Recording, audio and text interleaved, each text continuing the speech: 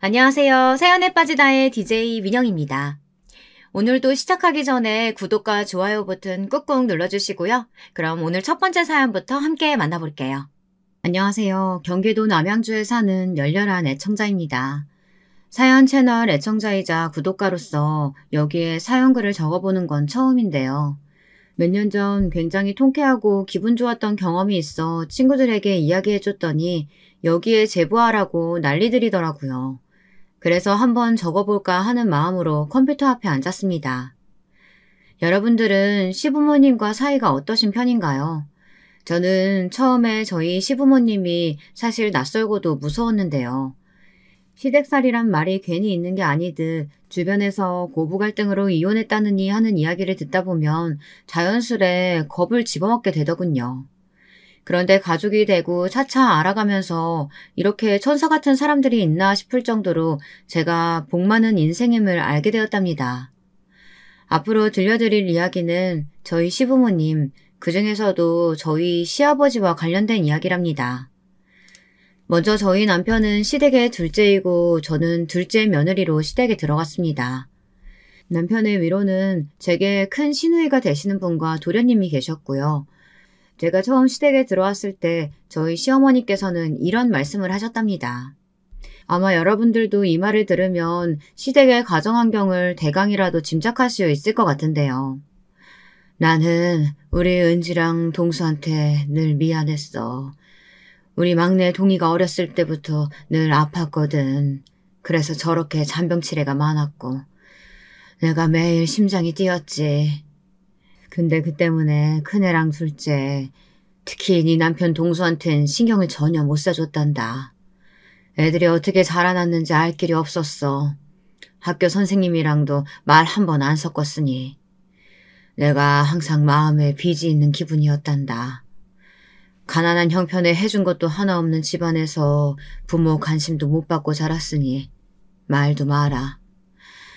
그럼에도 저리 곱게 자라준 게 참 고마워. 네, 어머님.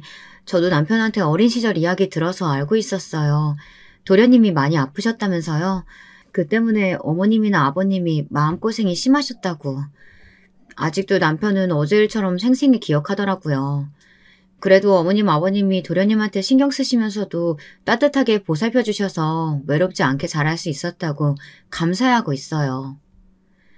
저희 도련님이 어렸을 적 아파서 시누이와 남편은 약간 뒤로 물러나곤 했었는데요. 아무래도 가족들 안에서 아픈 사람이 있으면 그럴 수밖에 없잖아요. 그 때문에 시어머니는 남편과 시누이를 가엾어 하셨습니다. 그리고 남편은 어려운 집안 환경을 일으켜보겠다고 어린 나이에 막노동이며 온갖 곳에서 구르며 돈을 벌어다 집에 갖다 바쳤다고 하는데요. 가족이 합심한 덕분에 시댁 집안이 일어날 수 있었지만 시부모님께서는 그 부분에 있어 남편에게 마음의 빚이 컸던 모양이었습니다. 남편이 돈을 버느라 생고생하던 것을 시어머니께서는 옆에서 다 지켜보셨거든요. 반면에 저는 친정이 유복했던지라 어렸을 때부터 부족함 없는 형편 속에서 자라왔다고 볼 수 있는데요. 친정 아버지가 큰 사업체를 여러 개 운영하셨기에 가난과는 거리가 먼 삶을 살았습니다. 하지만 물질적으로 정반대의 환경에서 자라왔다 해도 사람 보는 눈은 비슷하더라고요. 회사에서 남편을 처음 만났을 땐 뭐든 성실하고 책임감 있게 해내는 모습이 너무나 멋져 보였습니다. 10사람 몫을 거뜬히 해내면서도 생색내지 않는 사람, 그 사람이 남편이었습니다. 외모도 훈훈했던지라 뭇 여직원들이 남편에게 모두 눈독을 들이곤 했죠. 저는 진즉에 그것을 알고 대시를 했고 연애를 시작하자 결혼을 하자고 졸라댔고요. 나중에는 친정에도 선포하고 말았죠. 엄마, 나 결혼할래. 결혼하고 싶은 남자가 생겼어요. 뭐? 아니, 네가 무슨 바람이 불어서 갑자기? 집은 좀 사는 애고? 저희 친정엄마는 집안의 재력 수준부터 물으셨습니다. 이 말씀 한마디로 유추하실 수 있겠지만 저희 친정집은 물질적인 부분을 가장 우선으로 보시는 분들이었습니다. 어렸을 적부터 인이 바뀌도록 들었던 말이 우리 집과 비슷한 수준이거나 그 이상이어야 남는 장사다라는 말이었어요. 자식의 결혼을 장사로 이용한다는 점이 마음에 들지 않았지만 어렸을 땐 그런가 보다 하고 생각했죠. 언니들도 모두 하나같이 저희 집과 비슷한 수준의 부잣집에 시집을 가곤 했으니까요. 그래서 저희 친정 쪽에선 결혼할 때부터 반대가 심했습니다. 저는 남편이 자랑스럽고 뿌듯해했지만 저희 친정 부모님은 남편이 하는 모든 행동을 궁상이라고 표현하기까지 하셨어요. 아니, 네가 고생하는 건 둘째치고 이건 우리 집안의 수치고 우리 얼굴에 먹칠하는 길이야. 어떻게 사돈이 택시기사나 하는 그런 집안에 가서 널 이날 이때까지 키워준 네 부모 얼굴에 똥칠을 하겠다는 거니? 그래, 맞다. 당장 결혼 불러라. 사돈이란 작자들 행색도 꽤 제재한 게 우리랑은 영 수준이 안 맞아. 선택해라. 결혼을 할 건지 가족과 인연을 이어갈 건지. 엄마, 아빠 너무하세요. 어떻게 결혼과 가족 둘 중에 하나를 선택하라고 하실 수가 있으세요? 저는 저희 가족도 소중하고 남편 될 이 일도 사랑해요. 제발 이 사람의 진가를 알아봐 주세요. 눈물을 흘리며 애원했지만 친정 부모님은 강하게 차단하셨습니다. 저도 남편도 둘 다요. 그나마 나중에 저희 외할머니 되시는 분이 이 결혼을 허락하라 말씀하셔서 겨우겨우 결혼까지 이어갈 수 있었지만 그 과정에서 얼마나 부모님과 많은 갈등과 부딪힘이 있었는지 모릅니다. 아무쪼록 결혼을 하고 나선 저는 신혼생활을 이어가며 최대한의 행복을 누리고자 했습니다. 어렵게 한 결혼이니만큼 정말 행복하게 잘 사는 모습을 부모님께 보여드리고 싶었거든요. 그런데 정작 제게 가장 행복을 주셨던 건 남편보다도 저희 시부모니였습니다. 친정 부모님의 반대에 속이 상하셨을 텐데도 내색 한마디 없이 그저 귀한 며느리가 와줘서 고맙다고만 하셨죠. 내가 언제 이런 말 했던가? 이렇게 이쁜 아가씨 내 평생 처음 본다고. 우리 집에 며느리로 들어와줘서 고마워. 우여곡절이 많긴 했지만 다 잘 되려고 이런 일도 생기는 거다. 우린 그렇게 생각하고 있어. 같은 말이라도 다정다감하고 온화하게 말씀하시며 세심하게 챙겨주시는 모습에 제가 많은 감동을 받았습니다. 그리고 남편과 1년 정도 살다 시댁 근처로 집을 옮기게 되었는데요. 당시 시어머니께서 지병으로 한번 쓰러지신 뒤라 건강이 많이 걱정되었거든요. 처음부터 저를 따뜻하게 대해주신 시어머니에게 정성을 다하고 싶었습니다. 그래서 왔다 갔다 하며 살뜰히 챙겨드렸죠. 내가 챙겨줘야 하는데 이쁜 우리 며느리 손길을 받고 있으니 어른이 돼서 미안하네 그려. 고맙다 아가. 아니에요 어머님. 제가 당연히 해드려야죠. 제 부모님과 다름없는데요. 처음엔 저를 낯설어하던 시어머니도 어느샌가 남편보다 제 손길을 받는 걸 편안하게 생각하셨습니다. 택시기사로 일하며 하루하루 바쁘게 살아가시던 시아버지께서도 당신이 잘 보살피지 못하는 부분을 제가 들락거리며 반찬이며 집안일이며 챙겨드리니 너무나 고마워하셨습니다. 나는 며느리 복이 참 많은 것 같다. 우리 딸도 집사람도 모두 좋은 사람들 얻었다 생각하지만 이런 좋은 며느리를 얻을 줄은 몰랐어. 과묵하신 편이었지만 언젠가 아주 가끔씩 한 말씀 이렇게 던지실 때가 있는데요. 그 말이 제 마음에 잔잔한 파동을 일으키곤 했답니다. 그렇게 시부모님과의 사이는 점점 좋아졌죠. 그런데 신혼생활이 2년 정도 지났을 시점부터 제 마음속에 불안이 싹트기 시작했어요. 아이가 들어서지 않았기 때문입니다. 저는 아이를 얼른 낳아 다른 엄마들처럼 유모차도 끌고 아이와 함께하는 나날을 꿈꾸곤 했습니다. 남편도 애들을 좋아했던지라 저희는 결혼 직후부터 계속 아이 얘기를 해왔죠. 그러니 아이를 바라였던 저희 부부로선 참으로 조급하게 느껴지는 나날이었습니다. 무엇보다 친정 쪽에서 압박이 심했어요. 몸에 무슨 문제 있는지 당장 알아봐. 아니 여자가 애도 못 낳으면 그게 무슨 쓸모가 있겠어. 엄마, 내가 알아서 한데도 왜 자꾸 몰아붙여요. 내가 오죽 걱정이 되면 이러겠냐? 너 내가 지어준 약은 잘 먹고 있어? 오히려 친정 쪽에서 난리가 나서 검사를 받아봐라, 약을 먹어라 재촉했습니다. 언니들은 쑥쑥 잘만 나은 걸 왜 저는 안 되냐고 비난하셨죠. 그리고 역시나 또 하나 여기에 기름을 부은 사람이 있다면 저희 친정언니들이었습니다. 친정언니들은 하나같이 다들 잘난 형부들을 만나 결혼을 했는데요. 그런 것들을 꽤나 들먹이며 저를 한심해하고는 했거든요. 어렸을 적부터 줄곧 그랬습니다. 제가 성적을 못 받아오면 너는 커서 뭐가 될 거냐, 공장에 다니는 공순이나 될 거냐, 이런 식의 욕들을 하고는 했죠. 나나 우리 둘째 혜령이는 부족한 게 하나도 없는데 너는 왜 그렇게 뒤떨어지니? 우리는 최고 명문대 의대 가게 생겼는데 넌 아무래도 우리 집안 쪽 머리는 아닌가 보다. 지금 네 수준이면 전문대도 감지덕지 아니냐? 이를 어쩌면 좋냐. 아버지 난리 나실 텐데. 언니 말 잘 알겠고 내 험담 이제 그만 좀 해. 언니 말대로 내 머리는 여기까지가 한계야. 근데 하나뿐인 내 인생 내 멋대로 알아서 잘 살 테니까 언니들 인생이나 신경 써. 뭐라고? 이 기집애가 어디서 언니한테 으름장을 놓고 있어. 당장 아버지한테 말씀드려야겠다. 우리 집 막내 계집애가 버릇이 아주 안 좋다고. 이래서 시집이나 제대로 가겠냐고 말이야. 딸부잣집이던 저희 집안에서 수제 언니였던 큰언니, 둘째 언니, 그리고 막내인 저. 이 세 명 중 가장 뒤떨어진 사람은 저였는데요. 외모로 보나 성적으로 보나 두 언니들에 비해 떨어져도 한참 떨어지니 언니들은 툭하면 저를 두고 험담하며 자기들을 치켜세우곤 했습니다. 그런 언니들이니 뭐 좋은 말을 했겠어요. 나는 네가 좀 창피하다. 내 동생이지만 어디 가서 너 내 동생이라고 말하기도 쪽팔려. 대학도 이상한 데가 직업도 변변찮아. 그리고 남편이라고 데려온 사람은 입에 올리기도 창피해. 솔직히 네가 우리들만큼의 반만이라도 따라와서 봐라. 인생이 피고 팔자가 폈겠지. 네가 그 모양으로 사니 우리 집안 수준도 따라 기우는 느낌이라고. 근데 애도 못 낳고. 어쩜 네 인상은 그 모양이니? 친정엄마는 말리지도 않으셨습니다. 근데 이 무렵 시부모님께서 외려 저를 감싸주셨습니다. 아가 괜찮다. 괜히 애 같겠다고 무리하지 말고 그냥 하던 대로 지내렴. 나도 예전에 아기가 안 들어서서 꽤나 고생했었어. 그때 우리 시어머니에게 야단을 참 많이 맞았지. 그 시절 너무 서러워서 다음에 내가 며느리 보면 절대 그러지 않겠다고 혼자 스스로 다짐했어.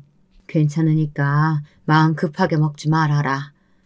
철웅이 너도 행여나 아가한테 재촉하지 말고. 네, 그럼요, 엄마.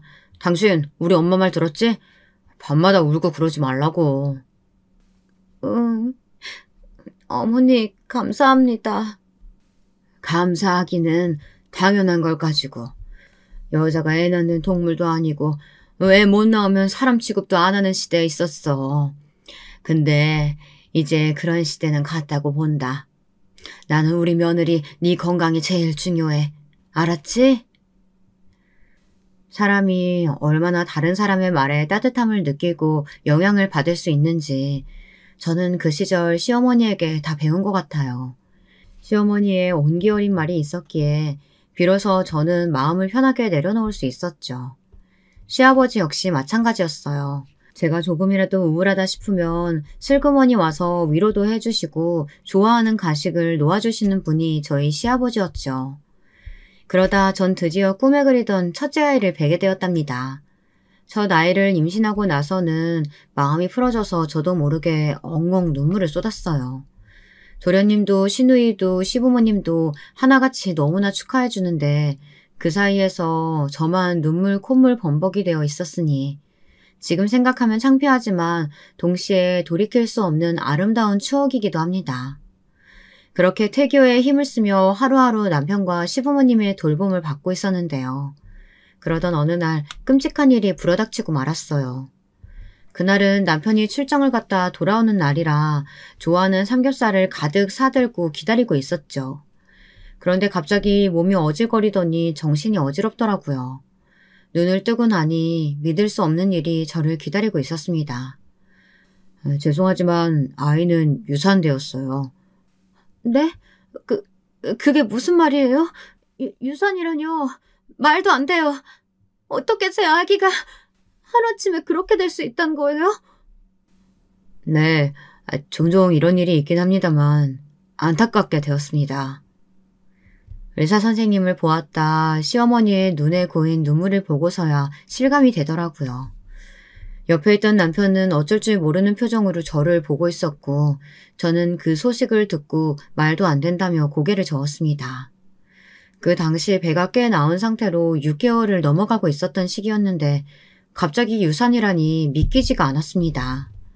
그래서 의사 선생님을 붙들고 아닐 거라고 다시 검사해달라고 조르곤 했습니다. 허나 이미 사라진 아이를 두고 다시 검사해봤자 다른 결과가 나오겠나요? 결국 저는 집으로 태어날 수밖에 없었고 아이를 잃은 슬픔에 차차 무너지고 말았습니다. 아마 유산의 경험이 있으시다면 아실 거예요. 단순히 아이를 잃은 것이 빠르게 무마될 슬픔이 아니고 육체적으로도 정신적으로도 상당히 힘이 든다는 것을요. 저는 그토록 영원하던 아이를 뱃속에서 잃었으니 그 슬픔이 더 강할 수밖에 없었죠. 문제는 제가 이것을 견디지 못하고 우울증 증세로 번져 하루 종일 무기력하게 있었다는 겁니다. 그리고 저희 친정엄마라는 분은 이걸 두고 지적질을 하기 바빴죠. 아이고 한심한 거사. 얼른 애 별 생각이나 해야지. 그러고 있으면 뭐가 해결되니? 아유, 나는 너가 낳았을 때부터 네가 잘하는 거 보면서 생각했다. 저렇게 나약해 빠져가지고는 애나 낳을 수 있을까? 근데 내 예상이 턱 들어맞았네. 맞았어. 그러고 있지 말고 얼른 털고 일어나서 다시 노력할 생각을 해. 아님 네 언니들이라도 보든가. 얼마나 다 떵떵거리면서 애 낳고 잘 살고 있니? 친정엄마이지만 하는 말마다 너무나 얄밉고 독했습니다. 엄마가 내뱉는 말들이 다 화살처럼 날라와 다다다 꽂히더라고요. 그때 결심했습니다. 친정과는 아예 연을 끊어버리기로요. 그래야 제가 더 이상 휘둘리지 않고 상처받지 않고 살 수 있을 것 같았거든요. 그런데 어쩌면 친정 식구들도 이것을 바랬던 것인지 제가 어느 순간부터 연락을 끊어버리자 잘됐다는 듯 기다렸다는 듯 내놓은 자식 취급을 하더라고요. 명절날 가지 않아도 연락이 없고요. 아마 이런 이야기를 그 당시 밖에다 하면 계모 아니냐고 주워온 자식 아니냐 소리를 들었을 겁니다. 그런 걸 알기에 말도 못하고 살았지만 저는 참 서러웠습니다. 어떻게 친정 사람들은 이렇게 하나같이 얄팍하고 못돼 처먹었을까 이런 별별 생각들을 했죠. 그런 저를 위로해준 건 역시나 시부모님이셨죠. 시부모님은 유산하고 상심에 빠져있는 저를 돌봐주시며 괜찮다 말씀해 주셨습니다. 아가, 나도 우리 아들한테 들었어. 참 사돈어른도 너무하시지. 어떻게 그런 말을 하셨다니. 제일 마음 다치고 상했을 너한테. 내가 다 속상해서 눈물이 났다. 그러니까 말이야. 아가, 괜찮다. 아기는 찾아올 거야. 아직 시기가 아닌 것뿐이니 차분히 기다려보자. 며느라가 네가 고운 사람이니 하늘에서 그만큼 예쁜 아기 고르느라 시간이 걸리는 것뿐이야. 어머님, 아버님, 감사합니다. 뭐라 말씀드려야 할지 모르겠어요. 어머님, 아버님께도 죄스러웠는데. 우리한테 죄스러울 게 뭐 있어. 괜찮아. 울지 마라. 이때 특히 과묵하셨던 시아버지께서 제 손을 꼭 잡아주시며 위로의 말씀을 많이 건네주셨답니다. 그것이 저에겐 큰 힘이 되었죠. 시부모님의 지지와 온기 덕분이었을까요? 저는 1년 후 드디어 다시 임신을 하게 되었고 이번엔 이쁜 아들을 낳게 되었답니다. 저희 아들은 어렸을 때 인큐베이터에 있었지만 자라나면선 점점 더 건강해졌습니다. 시댁의 사랑을 듬뿍 받아 그런지 말도 빠르게 배웠고 감정 표현도 풍부한 아이였어요. 그리고 새롭게 알게 된 사실이 하나 있는데요. 그때까지만 해도 몰랐는데 도련님이 상당히 아이를 좋아하시더라고요. 그래서 저희 애와 단란하고 소중한 시간을 많이 보내었습니다. 저에게 도련님은 그저 남편의 어린 동생, 시아버지를 닮은 말 수 없는 조용한 사람 정도였는데 아이를 낳고 나서 이렇게 다감한 면이 있다는 걸 처음 알게 되었답니다. 형수님, 저도 제가 아이를 이렇게나 이뻐하는 사람인 줄 몰랐어요. 근데 보고 있으면 그냥 계속 안아주고 싶고 돌봐주고 싶고 그래요. 제가 너무 유난이죠? 장가도 안 간 놈이. 아니에요. 그런 사람이니 도련님 와이프, 그러니까 제 동서될 사람은 복받은 사람일 거네요. 도련님이 육아 많이 도와주실 테니까요. 그나저나 만나고 있는 사람 있다고 하지 않았어요? 결혼 생각 없어요? 아, 그게 사실은 이거 형수님한테만 미리 말씀드리는 건데 아무래도 저 언젠간 결혼하게 될 것 같아요. 네? 정말요? 도련님이 결혼을 하신다고요? 어머, 세상에 누구예요? 도련님은 쑥스럽다며 나중에 확정을 짓게 되면 말해주겠다고 하더라고요. 워낙에 사생활을 중요시 여기는 도련님이라 저도 더 이상 캐묻지 않고 남편에게만 조용히 알렸죠. 남편은 궁금증을 못 참고 곧바로 물어보았지만요. 그렇게 저희는 도련님의 결혼 소식을 기다리고 있었습니다. 사실 저희 도련님 직업도 튼실하고 허우대도 좋고 인상도 괜찮은 사람인데 인연이 나타나지 않아 안타까웠거든요. 근데 자신이 먼저 결혼을 할 것 같다고 말하니 이건 빼도 박도 못하는 대형 사건이었어요. 하지만 그렇게 도련님의 결혼 발표 소식을 기다리고 있을 때 더 큰일이 터지고 말았습니다. 아직도 저는 이날을 생각하면 심장이 쿵쿵 뛰네요. 어쩌면 제가 유산했다는 소식을 들었을 때보다 저는 이날이 더 가슴 아프고 마음이 힘들었던 날입니다. 어느 날 시아버지께서 저와 남편을 조용히 부르시더군요. 시어머니는 안방에 들어가 계셨고요. 평소였다면 환한 웃음으로 저희를 맞아주셨을 뿐인데 홀로 안방에 들어가 계신 것이 조금 이상했습니다. 그래도 일단은 이야기를 나누기 위해 시아버지의 입이 떨어지기를 기다리고 있는데 글쎄 소주 한 잔을 들이키시더니 이루 말할 수 없는 참담한 표정으로 시어머니께서 암에 걸리셨다고 하시는 겁니다. 네? 암이라고요? 저희 어머니가요? 손을 쓸 수가 없다고 하더구나. 애석하게도 지금으로선 방법이 없다고 하네. 이 사람이 자꾸 소화가 안 된다고 해서 병원에 데려간 건데 위암 말기라고 이미 암세포가 온몸에 퍼졌다고 하는구나. 지금으로선 그저 그간 하고 싶은 거 하면서 죽음을 기다릴 수밖에 없다고 하는구나. 아버님은 말씀을 끝마치고는 고개를 떨구었습니다. 남편도 저도 너무 충격을 받아 뭐라 말하지 못하고 그저 아버님 뒤편 넘어 누런 벽지만 뚫어지게 쳐다보고 있었죠. 시어머니에게 못해드린 것만 주마등처럼 스쳐 지나가더군요. 저도 모르게 눈물이 왈칵 터져 볼을 타고 흐르고 있는데 그렇게 거실에 정적이 흘렀을 때 시어머니께서 문을 열고 나오셨습니다. 시어머니는 애써 환한 웃음을 짓고 계셨답니다. 얘들아, 많이 당황했겠지만 나 괜찮다. 사실 모든 게 다 괜찮다고 한다면야 거짓말이겠지만 그래도 비교적 미련 없이 욕심 없이 산 것 같아서 훌훌 떠날 수 있을 것 같아. 가족력이 있어서 검진받을 때부터 예상도 했었고 말이야. 그저 나는 남은 시간 우리 아들, 며느리, 딸이랑 다 같이 행복한 시간 보내고 가고 싶구나. 내 말 무슨 말인지 알겠지? 어머님, 말도 안 돼요. 제 입에서 말도 안 된다는 말이 나간 건 그때가 두 번째였습니다. 하지만 어머님 뜻이 그러하니 저희는 어머님 소원대로 하고 싶은 것들을 하나둘 들어드리기로 했어요. 저희의 슬픔은 잠시 뒤로 하고 어머님이 미련 없이 떠나실 수 있도록 말입니다. 그런데 막상 시어머님이 원하셨던 게 굉장히 소박한 것들이었어요. 그랬기에 더 마음이 아팠는데요. 소원이란 그것이 단풍 구경이라든지 동네 자그마한 커피숍 가보기 이런 사소한 것들이었답니다. 차라리 더 큰 걸 원하셨다면 대출을 해서라도 원 없이 이뤄드리고 싶었는데 그것도 아니라 더더욱 마음이 슬프네요. 그렇게 한 번의 계절이 끝나고 저는 너무나 많은 미련을 가진 채 시어머니를 보내드리고 말았습니다. 장례식이 끝나고도 시어머니가 이 세상에 없다는 건 믿을 수가 없었죠.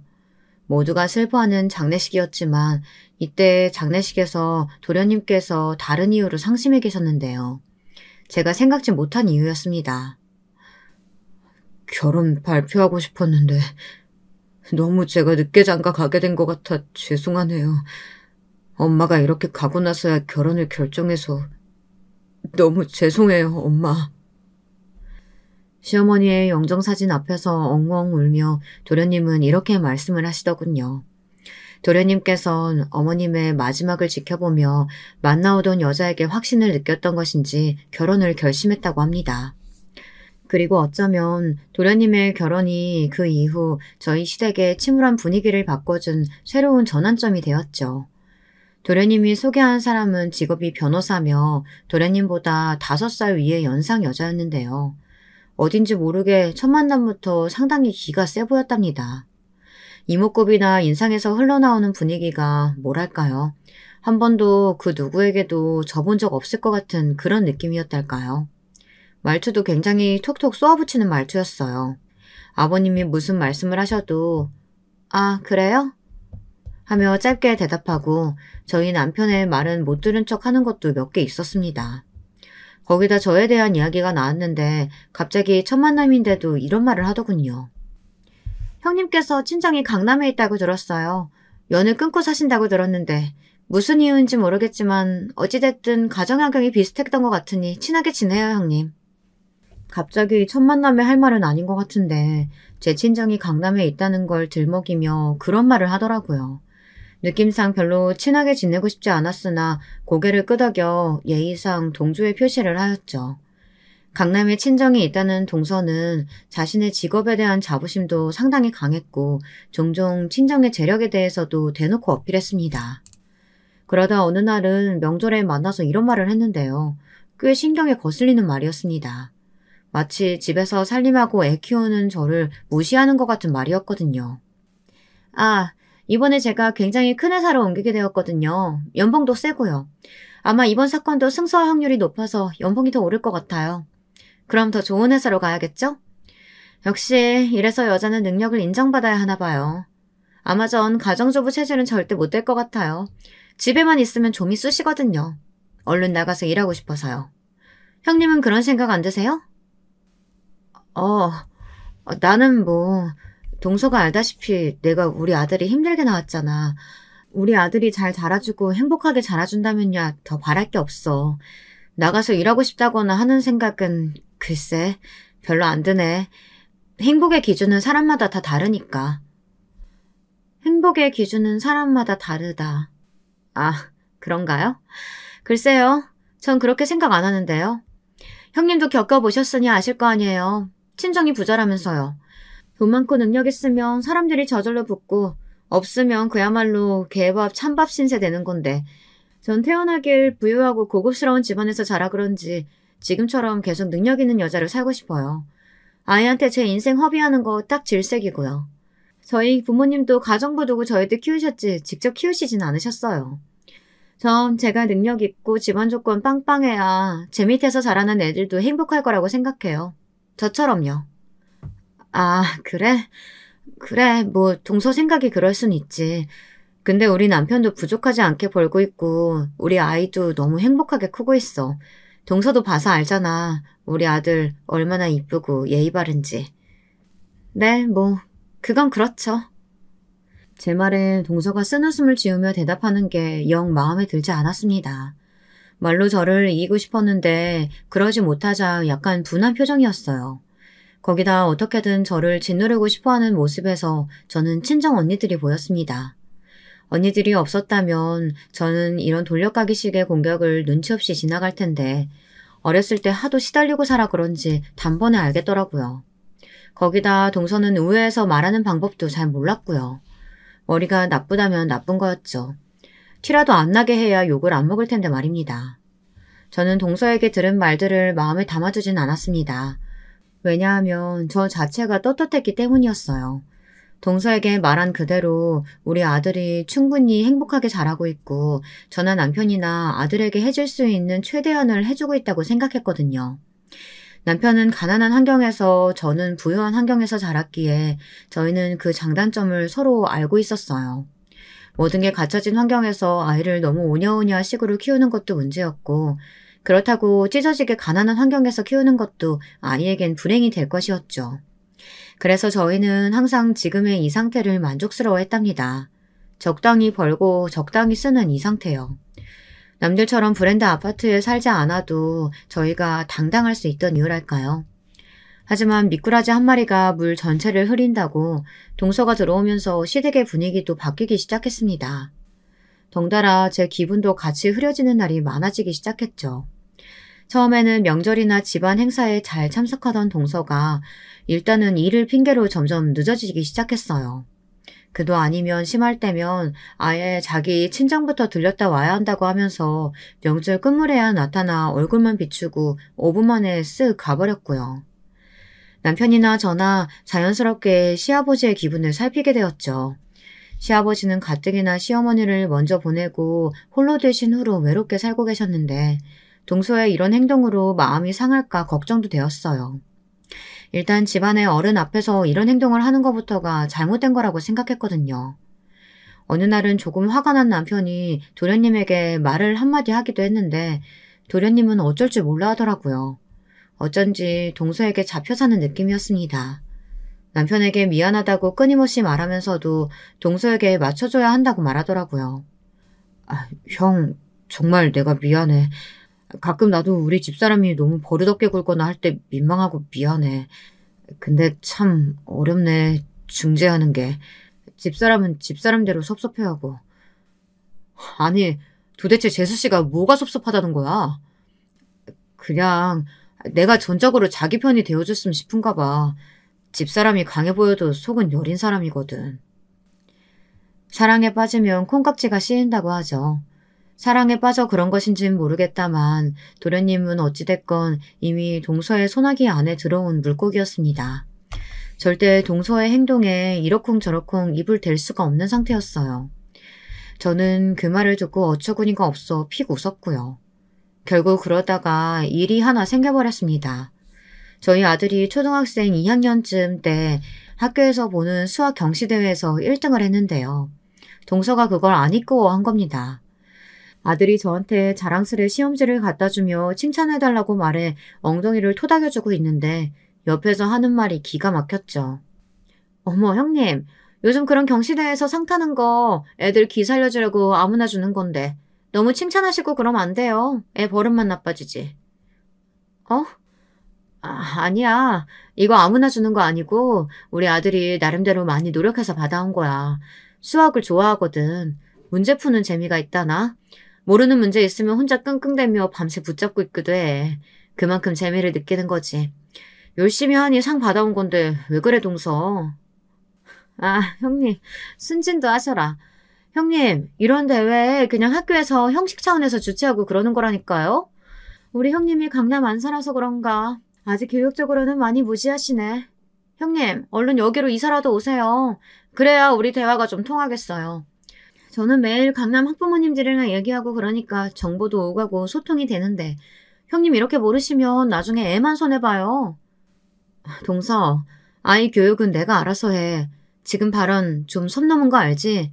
동서 애는 동서 방침대로 가르치고 우리 아이는 우리 부부 가치관대로 키울 거야. 그러니 괜한 질투심, 열등감 같은 거 넣어놓고 어른답게 굴어. 동서가 도대체 몇 살인데 그런 말이나 하고 앉아있는 거야? 어머머 형님. 저야말로 진짜 어이가 없네요. 제가 알면 더 알았지 형님이 뭘 더 알아요? 그리고 어른답게 보려고요? 지금 형님이 하는 짓이 딱 초등학생 수준이에요. 직업도 얻는 주제에 어디서 저한테 이래라 저래라 해요. 형님이 저보다 나은 게 뭐가 있다고요? 설마 제가 변호사인 거 형님 까먹으셨어요? 형님 하신 말 취소하세요. 당장. 변호사인데 도대체 뭐 어쩌라는 건지 그때 돼서는 동서와 말하는 것 자체가 너무 한심스럽다는 생각마저 들더라고요. 동서가 대통령이라고 해도 난 내뱉은 말 취소할 생각 없고 동서나 가서 반성 좀 하고 와. 동서 같은 사람 아래에서 자란 애가 도대체 뭘 배우고 자랄지 내가 다 고민스럽다. 동서가 씩씩거리며 저와 한판 붙을 기세로 가까이 오더군요. 표정으론 거의 제 머리채를 잡을 지경이었어요. 차라리 잡아서 그냥 몸이라도 붓고 싶은 심정이었답니다. 그만큼 괘씸했고 저도 나름대로 쌓인 게 많았거든요. 명절날 제게 죄다 잡일을 맡긴 것부터 시작해서 틈만 나면 도련님에게 뒤에서 제 험담을 하는 것들이라든지 저희 아이가 입고 온 옷들을 비하한다든지 그런 것들이요. 사람에겐 견딜 수 있는 한계치라는 게 있는 것 같습니다. 동서의 그런 행동들을 받아주고 받아주다 보니 저도 화가 치밀어 올라 그날은 머리 뚜껑이 열려버린 거죠. 그 이후 동서는 저만 보면 작정한 듯 더 시비를 걸고 더 무시를 해댔습니다. 하지만 제가 이래봬도 말빨이 세거든요. 척척 받아치고 맞는 말들만 족족하자 또 지 분에 못 이긴 표정으로 씩씩거리며 나가버리더군요. 사실 동서와 기싸움을 벌이는 것 자체가 시아버지에게 죄송스러운 일이고 저한테도 힘든 일이긴 했습니다.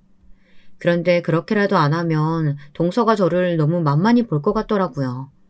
하지만 저희 남편은 생각이 다른 쪽으로 흘러나 봅니다.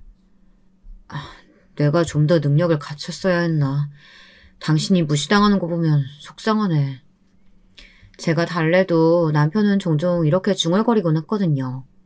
그리고 그러던 어느 날 저희 부부의 인생을 완전히 뒤바꿔버리는 일이 일어나고야 말았습니다. 저희 남편이 어느 날 제게 사업을 해보고 싶다고 하더군요. 작지만 탄탄한 회사에서 만족하며 다녔던 남편이 갑자기 그런 말을 하니 저는 좀 당황스러웠어요. 솔직히 말리고 싶었죠. 아이도 크고 있는데 혹시 망하면 어쩌려고. 나는 걱정돼. 여보, 나 오래 준비해왔어.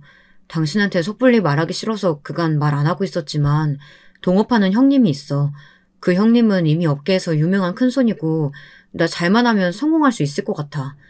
당신 말대로 우리 아이 양육비 앞으로 더 들어갈 일만 남았는데 나중에 우리 노후까지 생각하면은 돈 더 필요하잖아. 하지만 남편의 말엔 틀린 구석이 없었죠. 남편이 진지한 얼굴로 내미는 발언에 저는 알겠다며 퇴사를 찬성해 주었고 그렇게 남편은 회사를 나와 자기만의 사업을 시작하게 되었답니다. 남편과 동업한다는 그 형님이란 사람도 제가 몇 번 같이 본 적이 있었는데요. 남편의 열정을 믿고 자신도 함께 뛰어들기로 한 것이라며 사업이 잘 되고 있다고 말하더군요. 그 말에 제가 겨우 마음을 놓았습니다. 망하면 그 어디에도 원조받을 수 없는 현실이기에 망하면 어쩌나 걱정이 되었었는데 마음이 놓이더라고요. 남편의 사업은 몇 년간 아주 호황이었습니다. 남편이 1년간 벌던 벌이가 2달 벌이가 되기도 하고 어쩔 땐 1달 벌이가 되는데 옆에서 지켜보던 저는 너무 신기하기도 하고 두렵기도 하고 그렇더라고요. 저희 친정아버지도 사업을 하셨지만 제가 어렸기에 어깨 너머로 본 것이었기에 잘 모르고 있었는데 남편을 보니 새삼 느낌이 달랐습니다. 역시나 동서는 이걸 두고 또 질투를 했죠. 시아버지 생신날 남편이 돈을 잘 버니 마음먹고 꽤 큰 금액의 현금 선물을 해드렸는데 동서가 또 시비를 걸어오더라고요. 형님, 아주머님 사업 잘 되시는 건 들었는데 너무 무리하시는 거 아니에요? 저처럼 꾸준히 보수가 들어오는 것도 아니고 사업은 금방 흥했다 망하는 건데 말이에요. 그냥 걱정돼서 하는 말이에요. 여기선 제가 굳이 받아칠 필요 없이 이미 노련한 사업가가 되어있던 남편이 멋지게 받아쳐 주었답니다. 변호사님께서 별 걱정을 다 하시네요. 제 걱정해 주실 필요 없어요. 이미 충분히 잘 벌고 있으니까. 아마 이번 달 수익이 제스씨 월급의 20배 이상은 될 테죠? 그건... 어머, 저도 잘 벌어요. 당시 저희가 강남으로 이사까지 가 살고 있었는데 그래서 동서는 더 시비를 걸고 싶었나 봅니다. 전 남편의 말에 꿀먹은 벙어리가 된 동서의 얼굴을 보니 속이 시원했습니다. 옆에 있던 도련님도 고개를 돌려 한숨을 푹 쉬는데 이젠 동서를 포기한 모양이었죠. 하지만 인생사 세웅지라는 말이 왜 있는지 정말 알겠더라고요. 어느 정도 아들도 크고 저도 나이가 들고 남편도 사업이 안정되어 이제는 모든 게 편안하다 싶을 때쯤 일이 터지고 말았습니다. 아직도 이 일을 생각하면 깊은 한숨이 나오네요. 이 일로 남편은 대인 기피증까지 생겨버렸고 저 역시 침체된 나날을 보내야 했습니다. 바로 남편과 함께 동업했던 그 형님이란 사람이 나쁜 방법으로 돈을 해먹고 해외로 날라버린 것이었죠. 거기다 남편의 회사 신용까지 완전히 무너뜨리고요. 믿고 있었던 거래처들에게도 외면당하자 남편의 회사는 천천히 파멸의 길로 들어서게 되었습니다. 그렇게 굳건하다고 믿었던 회사도 정말 하루아침에 무너질 수 있다는 그걸 전 몸소 체감했습니다. 남편은 순식간에 모든 걸 잃은 사람이 되었습니다. 잘 나가는 사업가에서 빚을 갚아야 하는 초라한 아저씨가 되어 있었죠. 마찬가지로 저 역시 당장이라도 일을 하지 않으면 하루 벌어 먹고 살 돈이 없는 처지가 되었고요. 마음이 아픈 것도 아픈 거지만 당장의 미래가 너무 막막했습니다. 다행히 아들은 많이 자란지라 걱정이 덜 되어 있는데 이 상태로라면 아들에게도 의지해야 할 상황이었습니다. 미안해. 뭐라도 해야 돼. 내가 아르바이트라도 일단은 뭐라도 해야 하니까 배달이라도 나갈게. 남편의 말에 울음이 치받쳐 올랐지만 저는 겨우 고개를 끄덕이고 저도 내일부터 식당 일을 나가겠다고 말했어요. 그렇게 해서 남편은 치킨집 배달 일을, 저는 설거지를 시작했습니다. 슬퍼할 겨를도 없이 정신없이 일만 했어요. 오로지 일에만 몰두해 얼른 시간이 가길 빌었죠. 아들은 고생하는 저희를 그냥 두고 볼 수 없었는지 자기도 나서겠다며 아르바이트를 하겠다고 했고, 제가 말릴 새도 없이 어느새 꼬박꼬박 월급을 타 집에 돈을 갖다 주고 있었습니다. 남편은 이 모습을 보고 특히나 많은 자괴감을 느꼈습니다. 자신이 가난한 집을 일으키기 위해 그토록 노력했던 것을 아들에게 물려줘야 한다는 것에서요. 자신도 그 어린 나이에 참으로 힘들고 서러웠는데 아들이 자기와 똑같은 고통을 겪고 있으니 얼마나 괴로웠겠나요. 그 심정을 모르는 바 아니었기에 저와 남편은 아들이 땀 흘리며 뛰는 것을 보고는 함께 숨죽여 울고는 했습니다. 이때 저희 시아버지에겐 따로 언급을 하지 않아 시아버지는 저희 남편 회사가 망한 줄도 모르고 있었는데요. 아버님 나이가 적지 않아 행여나 아시게 되면 쓰러지실까 걱정도 되었고, 아신다고 해도 딱히 지원을 받을 수 없었기 때문입니다. 남편 쪽에서 먼저 아버님에게 비밀로 하자고 말했고, 그래서 저는 남편과 빚을 갚아나가면서도 아버님 앞에선 잘 사는 척 최대한 웃으며 밝은 모습을 보이려고 했었죠. 저는 배달 일을 하는 남편이 늘 걱정되었답니다. 오토바이 사고가 예나 지금이나 많잖아요. 트럭 같은 게 뒤에 있으면 보이지 않기도 하고요. 그래서 늘 조심하란 말을 달고 살았는데 남편은 그럴 때면 힘없는 얼굴로 웃어 보이곤 했습니다. 밤만 되면 사업의 실패를 견딜 수 없었는지 남편은 술을 먹고 일을 나가곤 했는데 그렇기에 더 걱정되고 불안했죠. 그러던 어느 날 일이 나고 만 거예요. 남편이 배달을 나갔다 그만 크게 다치고 만 것이죠. 사고 소식을 듣고 아들과 함께 정신없이 달려갔는데 남편은 의식불명이었습니다. 수술이 끝나고 나온 의사 선생님의 얼굴도 어두웠어요. 일단 경과를 지켜봐야 할 것 같습니다. 그야말로 남편은 생사를 오가고 있었습니다. 저는 슬리퍼가 거꾸로 신겨진 것도 모른 채 병원 복도에 무너져 엉엉 울었고요. 며칠을 기다렸지만 남편은 자꾸 생에서 사로 넘어가고 있는 것만 같았습니다. 그리고 저는 이제 시아버지에게도 이를 알려야겠다 싶어 가족 모두에게 남편의 상태를 알렸죠. 달려온 도련님과 시아버지 얼굴에선 놀람과 경악이 가득했습니다. 이게 어떻게 된 일이냐? 아가 오토바이 사고라니? 아버님 죄송해요. 제가 그간 말씀드리지 못한 게 있어요. 사실 저희 그이 사업이 안 풀렸어요. 사업이 망해서 저희가 빚을 갚고 있었어요. 뭐라고?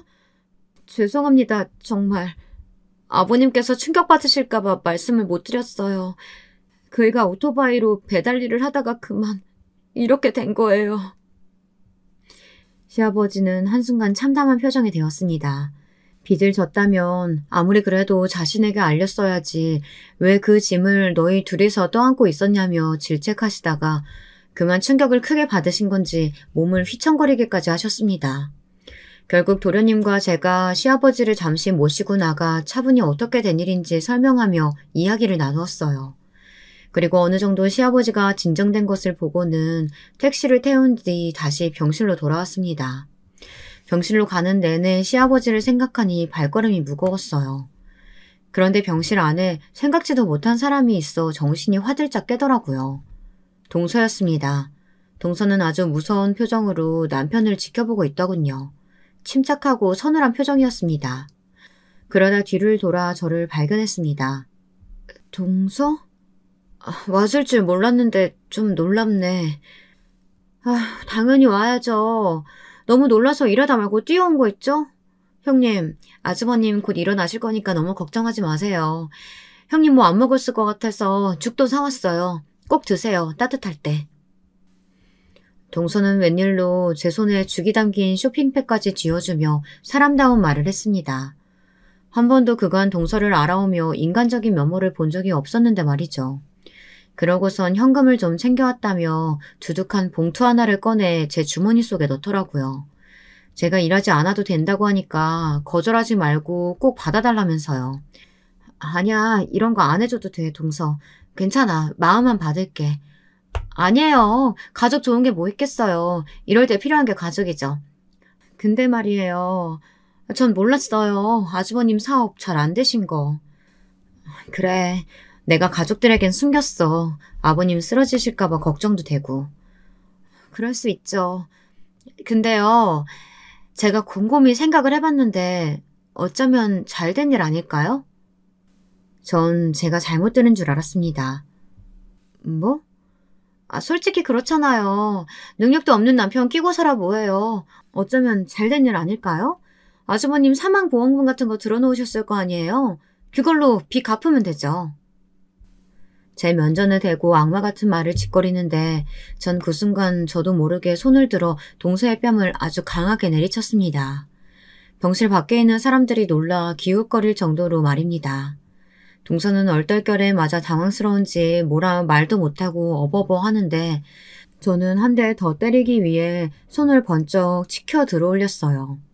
그런데 그때였어요. 누군가 동서의 머리채를 잡아채더군요. 그 정체에 놀랐습니다. 바로 집에 가셨을 줄 알았던 시아버지였어요. 너 지금 뭐라고 했냐? 내 아들을 두고, 생사를 오가는 내 아들을 두고 잘 됐다고? 네가 사람이냐? 너는 사람도 아니다. 사람의 탈을 쓴 악마고 악귀지. 지금껏 네가 우리 집안 무시하고 살았어도 내 집사람 유언대로 가족의 평안을 지키기 위해 가만히 나서지 않고 있었다. 근데 이제는 나도 한계다. 시아버지는 그 이후 행동에 들어가셨습니다. 사실 이때 동서의 머리끄댕이를 잡은 건 시작에 불과하셨던 거예요. 놀라움의 연속이었죠. 시아버지는 이 계획을 언제부터 준비하고 계셨던 건지 이미 사람을 써서 동서의 뒷조사를 다 해놓고 계셨고 동서의 아주 큰 비밀을 까발렸습니다. 동서가 정당한 보수 외에 받은 뒷돈들에 대해 말입니다. 시아버지는 그 즉시 동서에 대해 알고 있는 사실을 아는 검사에게 전달했고 시작된 수사에서 동서는 점점 궁지에 몰리기 시작했죠. 그리고 충격적인 한 가지 사실이 더 밝혀지게 되었는데요. 이건 시아버지 당신께서 직접 말해주셨답니다. 아버님, 어떻게 이 많은 걸 준비하고 계셨던 거예요? 언제부터요? 며느리란 애가 바람이 났을 때부터지. 술집 남자애하고 바람이 나서 희희낙낙 돌아다니고 있었더구나. 우연히 대화하는 걸 엿듣게 됐고 처음엔 아들한테 알릴 요량으로 뒷조사를 맡겼지. 근데 나한테 와서 싹싹 비울더구나. 내가 눈치챈 걸 알고서 제발 말하지 말아달라고. 한 번만 넘어가 달라고. 아들 생각하면 말하고 싶은데 손주를 생각하니 입이 떨어지지가 않았다. 동서가 바람을 피고 있었더군요. 하여튼 나쁜 짓이란 나쁜 짓은 다 했더라고요. 그리고 그 사실을 몰랐던 도련님은 이번 일의 전말을 모두 듣고 나선 동서와 갈라서기로 했고요. 진즉에 그런 뱀 같은 여자랑은 갈라섰어야 했는데 너무 늦어버린 것 같아서 형수님께도 죄송합니다. 앞으로 남은 시간 제가 이 마음의 빚 갚으면서 살게요. 도련님은 저희 집안의 빚을 자신이 갚고 싶다며 지금껏 모은 돈을 모두 저에게로 넘기겠다고 하더라고요. 처음엔 받지 않으려고 했지만 워낙에 강경했기에 민망한 얼굴로 받았답니다. 그리고 동서가 끝까지 도련님을 물고 늘어지려 하자 결국 소송에 들어갔고 위자료를 받아냈는데 위자료 역시 제게로 넘어왔습니다. 기막히게도 운이 딱딱 맞아 동서의 돈으로 저희 집 빚을 갚은 셈이 되었죠. 그 후 동서는 변호사 생활을 하며 워낙에 뒷돈을 많이 먹은 탓에 크게 벌금을 내고 그 잘난 직업을 내려놓고 집구석에서만 틀어박혀 살게 됐습니다. 자식도 잃었고요. 나중에 알고 보니 동서의 자식인 규철이도 동서가 엄마로서 진절머리 나게 굴었다며 보고 싶지 않다고 해외로 가버렸다고 하더라고요. 그것을 견디지 못했던 동서는 우울증으로 정신병원에 오래 입원해 있었고요. 인과응보란 말이 괜히 있는 게 아니죠. 그리고 저희 남편은 예상하셨겠지만 큰 난관을 거쳐 무사히 회복해 현재는 일상생활을 무리 없이 잘 해내고 있는 중이랍니다. 그것이 가장 좋은 소식이고요. 여러분, 제 사연은 여기까지입니다. 부디 즐겁게 들어주셨다면 다행이고요. 마지막으로 저희 남편과 저 아들 최근에 셋이 합심하여 꽃집을 열었답니다. 부디 꽃가게가 잘 되길 기원해 주셨으면 합니다. 그럼 모두 건강 챙기시고 들어주셔서 감사합니다. 여러분, 두 번째 사연 시작하기 전에 좋아요, 구독 꼭 눌러주실 거죠? 그럼 두 번째 사연 바로 시작합니다. 안녕하세요. 사연에 빠지다를 잘 보고 있는데 오늘은 제가 사연을 보내게 되었네요. 제가 살면서 네 번째로 사귀게 된 남자가 있었습니다. 연애 기간이 2년이 넘어가면서부터 자연스럽게 결혼 이야기가 나오게 되었던 것 같아요. 특별한 계기란 건 없었던 것 같은데 어쩌다 보니 그렇게 되었던 것 같아요.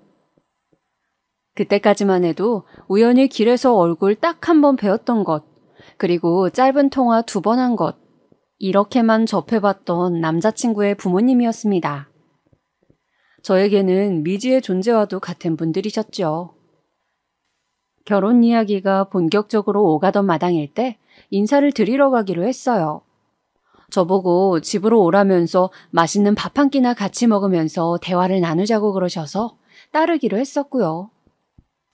참고로 저희는 2년 넘게 만나는 동안에 그냥 서로의 관계에만 집중하였고 연애에만 충실하였기 때문에 각자의 집안 문제는 배제를 해두었었습니다. 그래서 남자친구의 본가에 가보는 것도 당연히 저는 그날이 처음이었죠. 제가 얼마나 떨리고 긴장이 됐겠어요. 옷도 신경 써서 고르다가 도저히 안 되겠어서 그냥 백화점 가서 새로 원피스 한 벌 샀었고요. 미용실 가서 머리 다 만지고 치장 싹 마친 상태로 남자친구의 부모님을 뵈러 그 집에 찾아갔습니다. 딸기 좋아하신다는 정보를 들었기에 비싼 왕딸기 한 팩하고 수제 딸기잼 세트, 작은 꽃 한 송이까지 손에 든 채 말이죠. 쓰면서 그때의 제 모습을 생각해보니까 살짝 웃음이 나오려고 하네요. 어처구니 없는 헛웃음이요. 집 앞으로 마중을 나온 남자친구랑 같이 집 안에 들어가던 순간부터 왠지 모르게 싸한 느낌이 들었습니다. 시간 맞춰 잘 왔네. 어여 이리 들어와. 어머님께서 저를 맞아주셨는데 격이 없는 말투를 바로 내뱉으신 건 문제가 되지 않았습니다. 진짜 문제는 어머니의 차림새에 있었으니까요. 저건 누가 봐도 잠옷 바지였어요. 주황색 바탕에 파란색 체크 무늬가 도배된 면 소재의 고무줄 바지요. 그리고 상의는 웬 까만색 골프웨어 반팔티를 입고 계셨는데 옷에 뭐 묻었던 자국이 바로 보이더라고요. 찌개 국물 같은 게 튀었다가 그대로 굳은 것 같은 모양새가요. 화장도 안 하신 것 같은데 눈썹이랑 눈은 옛날에 문신하신 게 그냥 남아있는 거고 머리도 드라이조차 안 하셨고 혹시 주무시다 일어나신 건 아닐까? 당황한 저는 그런 생각을 하면서 식은땀을 뻘뻘 흘리고 있었습니다. 전혀 상상조차 못해본 상황에 맞닥뜨린 것이었으니까요. 엄마, 이쪽은 내가 입이 닳도록 말해왔던 내 여자친구야. 남자친구가 싱글벙글 웃으면서 제 소개를 해주었는데 어머님께서는 제가 가져온 왕딸기와 딸기잼을 받아들고 확인하시기에 급급하셨습니다. 그래 오느라 고생했네. 일단 화장실 가서 손부터 씻고 부엌으로 와라. 기분이 싱숭생숭한데 어머니께서 그렇게 말씀하시니까 저는 당연히 정말 너무나도 당연하게 저녁 식사를 먹기 위한 단계라고 생각하며 따랐습니다. 그런데 부엌에 가보니까 이게 무슨 일인가요? 당근이랑 부추 좀 쫑쫑 썰어봐. 저런 것 정도는 할 수 있지? 나는 이거 김치찜 들여놓은 거 간 보고 상 차리고 할 테니까 알았지? 저는 정식으로 어머님을 뵌 게 그날이 처음이었는데 다짜고짜 저한테 재료를 다듬으라고 하시더군요. 이것들은 왜 썰어야 하냐고 여쭈었더니 계란말이에 넣어야 해서 그렇다고 하셨습니다. 이 시간이 되도록 뭘 하고 계셨다가 재료 준비를 지금 하시는 걸까? 그 순간에 속으로 정말 별별 생각이 다 들었습니다. 아무렇지도 않게 저한테 머리 좀 묶어라, 앞치마 좀 줄 테니까 당장 두르고 해라, 이런 말씀들을 하시는 어머님을 보며 어이가 없었지요. 남자친구는 그제야 식탁 위에 질비해 있던 잡동사니 치우고 행주로 식탁 닦고 그러더라고요. 기껏 머리부터 발끝까지 공들여 꾸미고 갔더니만 저는 미용실에 들른 보람도 없이 고무줄로 머리를 질끈 묶었으며 백화점에서 구입한 원피스는 앞치마에 가려서 보이지도 않았죠. 생긴 건 깍쟁이처럼 생겨가지고 칼질은 제법 한다. 근데 고기를 왜 안 먹는다니? 남들처럼 고기만 먹었어도 상 차리는데 힘이 반절은 덜 들었겠구먼. 제가 고기 섭취를 좀 멀리하는 사람이거든요. 원래 고기를 안 먹었던 건 아니고 23살에 호주로 여행을 갔다가 거기에서 반년 지내는 동안 채식주의자들을 만날 계기가 있었어요. 그러면서 채식에 대한 관심이 생겨서 많은 공부를 하게 되었고 점차 채식주의자의 길을 걷게 된 것이었죠. 제가 고기를 안 먹는다는 걸 남자친구로부터 미리 전해들으셨던 어머님께선 저의 그런 부분이 별로라는 기색을 내비치셨어요. 아무튼 저는 그 집에 도착해서 꼬박 30분 뒤에 자리에 앉을 수 있었어요. 엉덩이 한번 못 붙여보고 부엌대기로 일을 했던 겁니다. 그런데 아버님께서는 안 보이시네요. 분명 점심때까지만 해도 계시지 않았어요? 남자친구한테서 그렇게 들었기 때문에 집에 보이지 않는 한 분의 행방이 저는 당연히 궁금했죠. 그런데 아버님께서 갑자기 낚시를 하러 외출을 하셨다는 겁니다. 그 양반이 원래 그래. 가만히 있다가도 난데없이 벌떡벌떡 일어나서 어디를 가고 그래. 그냥 원래 그런 사람이니까 마음 쓸 것 없어. 어머님께서 호탕하게 말씀하셨지만 저는 속이 꽉 막히는 느낌이 들었습니다. 남자친구를 만나는 동안에는 전혀 짐작할 수조차 없었던 이 집안의 면모. 대체 어떻게 된 건가 의문이었네요. 얘기만 듣다가 오늘 이렇게 얼굴 보니까 좋네. 다음에 또 놀러와서 그땐 더 맛있는 거 해먹자고. 깔깔 웃으시며 인사를 건네신 어머님의 모습을 뒤로 한 채 그 집을 나오면서 정신이 막 아찔했어요. 내가 지금 무슨 일을 겪은 거지? 이게 아들의 친한 친구를 맞이하는 태도가 아니라 정말로 예비 며느리를 맞이하는 태도가 맞나? 사람이 너무 혼란스러우니까 되려 말문이 막히더군요. 자기 차로 저를 집까지 데려다주는 내내 남자친구는 제 눈치를 살피기 바빴습니다. 이윽고 조심스레 말을 꺼내더군요. 우리 엄마 되게 편한 어른이지? 절대 남한테 어렵게 구는 사람이 아니야. 그런데 내가 아까 보니까 우리 엄마가 너 엄청 좋게 본 모양이더라. 표정도 밝고 신이 난 것 같았어. 부엌일 부려먹기 좋은 만만한 애라고 생각하셨나 보네. 야, 무슨 말을 그렇게 해. 절대 아니야. 그건 네가 지금 오해한 거야. 몰라. 우리 결혼 그냥 조금만 더 생각해보자. 굳이 서두르지 말자. 제가 무덤덤하게 반응하니까 남자친구가 난리가 났어요. 자기가 다 잘못했다면서 다시는 그럴 일 없을 거라면서 어쩌고 저쩌고 떠들어대는데 저는 머리가 아파서 그날 더 대화를 하지 않았습니다. 집에 와서 곰곰이 생각을 해봤죠.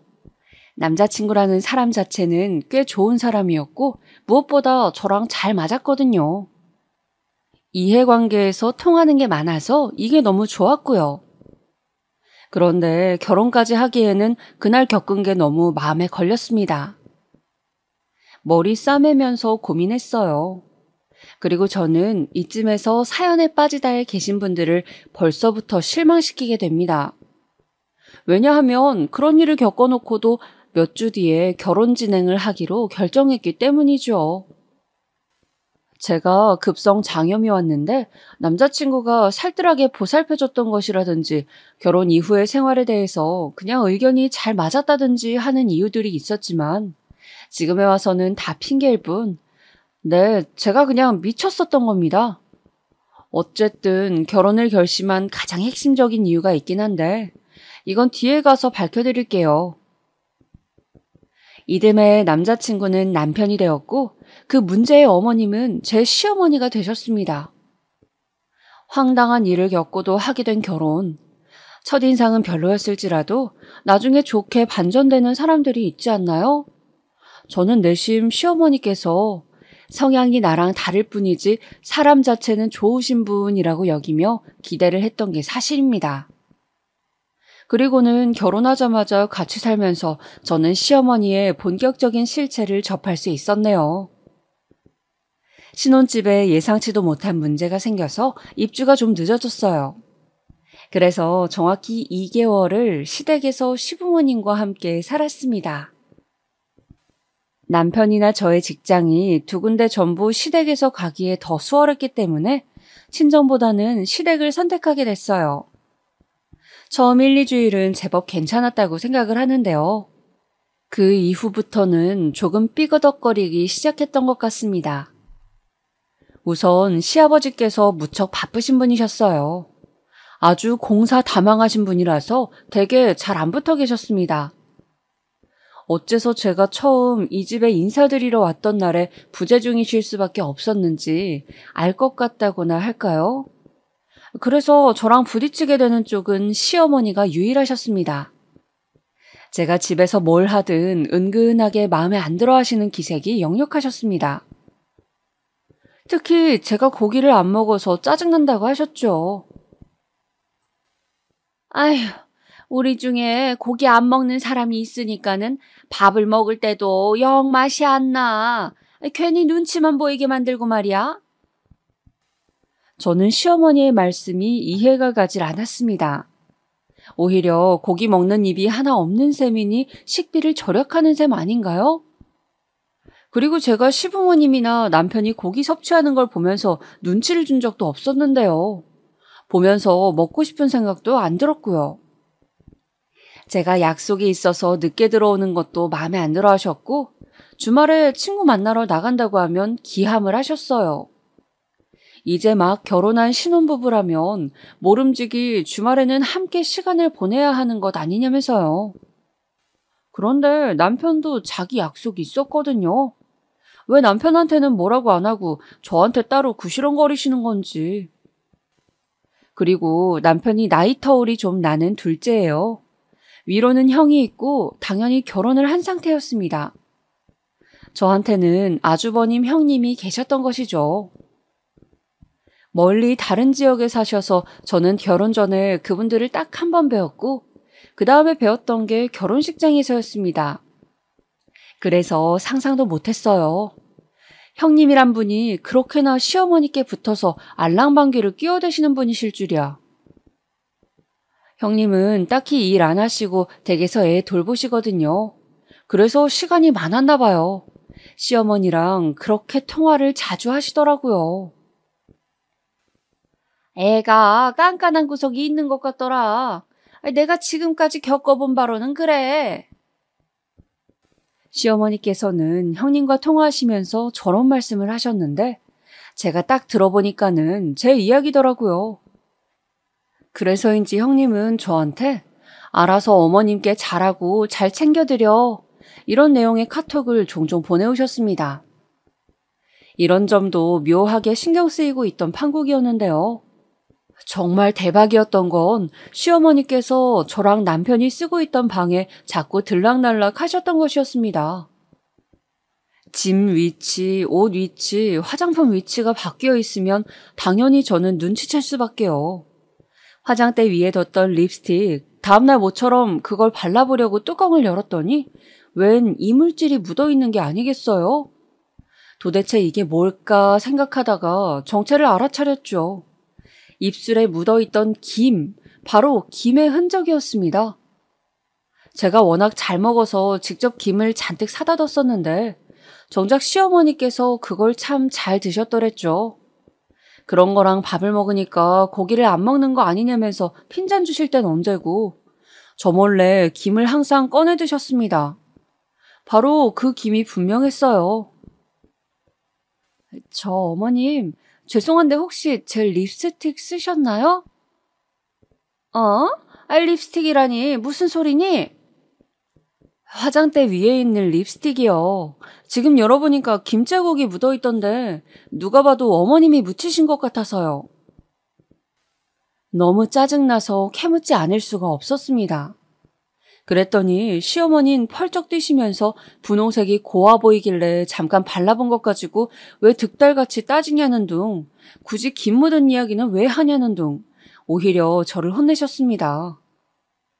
그리고 이튿날에는 형님으로부터 카톡이 또 와 있었죠. 천년만년 어머님 아버님 모시고 살 것도 아닌데 지내는 동안에는 여유로운 마음으로 두 분을 모셨으면 해. 분명 그럴 수 있는 사람이라고 믿어. 파이팅! 분명히 시어머님께서 형님께 상황을 나누신 것이었죠. 그 일 이외에도 제가 가계부 쓰려고 모아뒀던 영수증을 시어머니께서 멋대로 버리신 것. 왜 그러셨냐고 여쭤보니까 쓰레기인 줄 알았다고 당당하게 나오셨죠. 제가 새로 산 속옷, 저 출근한 사이 펼쳐보셨는지 계집 모양이 달라져 있더라고요. 매일 그런 게 눈에 보이니까 너무 스트레스였어요. 남편도 이 부분에선 짜증이 났더라고요. 단기간 얹혀 사는 것이긴 해도 엄연히 그 방은 부부의 영역이었는데 시어머니께서 자꾸만 멋대로 침범하셨으니까요. 그런데 아무리 말씀을 드려도 그 방에 매일 들어오셔서 이것저것 손을 대셨습니다. 그래서 결국은 그 방문을 잠그고 다녔어요. 방문 열쇠를 저랑 남편이 소지했고요. 출근할 때마다 잠그고 간 거죠. 저희가 오죽하면 그랬겠나요? 그러기를 딱 사흘이 지났을 때였습니다. 너네 문은 도대체 왜 잠그고 지내니? 너네 무슨 죄 짓고 사는 거니? 시어머니께서 굉장히 빈정상하셨다는 표정으로 말씀하셨죠. 엄마, 우리가 우리 둘이 쓰는 방을 잠그든 말든 그게 엄마랑 무슨 상관이야? 방문고리 잡아서 돌려보지 않는 이상 그게 잠겼다는 것도 모를 텐데 우리 없을 때마다 자꾸 확인해 본다는 거야? 그러지 좀 마, 제발. 남편도 화가 났는지 정말 지긋지긋하단 내색을 숨기지 않았어요. 그랬더니 시어머니께서는 상처받으셨다면서 저희 두 사람을 흘겨보셨습니다. 그날 그리고 그 다음 날은 아예 저희한테 말도 안 거시더라고요. 저희가 먼저 말씀을 드리면 건성으로 대답만 해주셨고요. 아니, 무슨 어른이 저렇게 속이 좁으시지? 진짜 볼수록 너무 특이하신 분 같아. 저는 그렇게 생각을 했지만 차마 입 밖으로는 내지 못했습니다. 형님의 말 맞다나 천년만년 같이 살 것도 아니었으니까요. 그냥 그러려니 하면서 인내하고자 했습니다. 그러던 중에 그 사건이 터지고 만 것이었어요. 남편이랑 밖에서 같이 늦은 저녁을 먹고 귀가했던 날이었습니다. 저희가 집으로 들어가자마자 보고 만 것, 바로 시어머니께서 저희의 방이 있는 쪽에서 후다닥 걸어 나오시는 장면이었습니다. 엄청나게 당황한 얼굴로 저희를 맞아주셨죠. 오늘은 둘 다 상당히 일찍 왔네? 그리고 어째 둘이 같이 들어왔어? 밑에서 마주쳤어요? 오늘따라 주차 공간이 널널해서 저희 둘 다 지하 주차장 안 내려가고 여기 바로 앞에다가 차 대고 왔어요. 제가 대답하는 동안에도 시어머니께서 눈알을 막 초조하게 굴리시는 게 보였습니다. 그리고 그 사이에 먼저 방으로 향했던 남편, 의문에 가득 찬 소리를 내더군요. 이상하다. 방문이 왜 안 잠겨져 있지? 분명히 내가 오늘 출근하면서 잠그고 갔는데. 확실한데? 그 소리를 듣는 순간 설마 하는 짐작과 함께 불길한 기운이 엄습해왔습니다. 얼른 저도 따라서 방으로 가봤는데 옷장이 열려있더군요. 남편은 방에서 한숨을 크게 내쉬고 있었고요. 저희가 없을 때 시어머니께서 방에 들어가 이것저것 또 뒤져보신 겁니다. 어머님, 이거 방문 어떻게 여셨어요? 원래 이 방문 열쇠는 2개밖에 없는 걸로 아는데 2개 다 저희가 가지고 있고 혹시 새로 열쇠를 맞추셨다거나 그러신 건 아니시죠? 제가 혹시나 해서 여쭤봤는데 시어머니께서 얼굴에 열이 오르신 채로 아무 말씀도 못 하시는 거예요. 남편도 진짜 깜짝 놀라고 어이가 없었는지 옆에서 계속 헛웃음만 치고. 아니 그러니까 내가 방문 좀 잠그지 말라고 했니 안 했니? 너네가 먼저 나를 속 답답하게 만들었으니까 내가 이러는 거 아니니? 이윽고 시어머니께서는 사과는커녕 되려 당당하게 나오셨습니다. 그때 너무 열이 받았네요. 어머님, 아무리 그래도 이건 정말 아니라고 생각하지 않으세요? 이건 비정상적이라고요. 왜 남의 영역에 그렇게 집착하면서 관심을 못 끊으시는 거예요? 저희 입장에서는 너무 불편하다 못해서 이젠 불쾌합니다. 뭐야, 너 어쩜 이렇게 말을 심하게 하니? 너는 내가 조금도 어렵지 않은가 보구나. 할 말 못할 말 전혀 구분도 안 하네. 시어머니께서는 씩씩거리시더니 안방으로 들어가서 문을 세게 닫아버리셨어요. 남겨진 저랑 남편은 동시에 한숨을 쉬어댔고요. 그 순간 공통적인 생각을 하고 있었습니다. 이 집은 그냥 하루빨리 탈출하는 게 답이라고 말이죠. 저희 친정에서 지내는 것으로 가닥이 잡혔습니다. 친정 부모님께는 있었던 일을 절대 그대로 말씀드릴 수가 없어서 신혼집 생활하기 전에 공평하게 양가 집에서 한 번씩 다 지내보고 싶었다는 핑계를 댔습니다. 친정에서 일주일가량 머무르는 동안 정말 편했어요. 비록 출퇴근 거리가 너무 멀어져서 몸은 피곤했지만 마음만은 평화로웠죠. 그런데 형님이 시어머니께 지령이라도 받았는지 저한테 연락을 계속 날렸습니다.